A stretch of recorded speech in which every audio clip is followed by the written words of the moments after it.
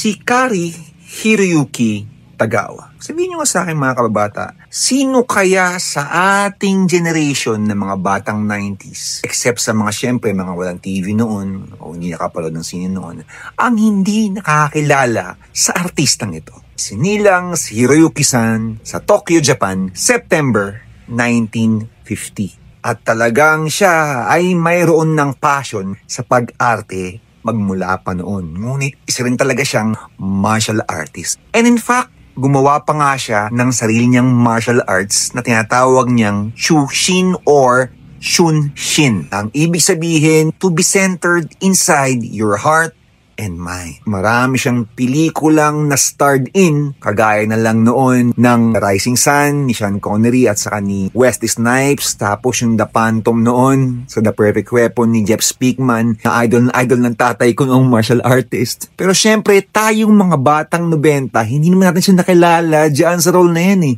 Nakilala natin siya at kahit siya sa sarili niya ay tuwang-tuwa dahil nga napakas siya doon sa pamosong movie ng New Line Cinema partnered with Ed Boon and John Tobias na Mortal Kombat the Movie, kung saan siya na nga ang nagportray sa iconic character na si Shang Tsung na magpasa hanggang ngayon bago siya mawala ay ginanapan niya kahit sa mga video games pa kagaya na lang ng Mortal Kombat series sa PlayStation 4. Aside from Mortal Kombat, nakilala rin siyang si Heihachi Mishima sa movie adaptation ng Tekken back in the 2010s. Ganun din sa Tekken 2. Kahit alam naman natin na sobrang baba o sobrang low-rated ng movie na yun. Dahil sa passion ng ating idol, siya pa rin ang nagportray as Heihachi Mishima. Andun din siya sa Hachiko, A Dog Story, isang nakakalungkot na pelikula, hango sa tunay na buhay ni Hachiko noon, starring Richard Gere. Ang daming pelikula talaga ni Kari, pero karamihan sa mga pelikula na napanood ko sa kanya,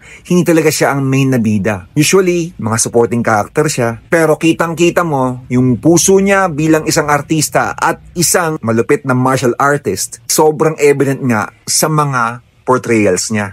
Isang tunay na alagad ng sining. Sa kasamaang palad, namatay ang ating idol last December 4, 2025 sa edad na 75 dahil sa komplikasyon ng stroke. At naiwanan niya ang kanyang 3 anak, si Brian, Callen at Kana.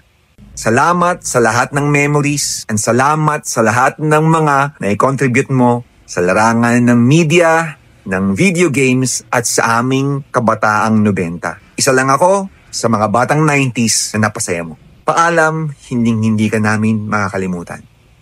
Hiroyuki-san.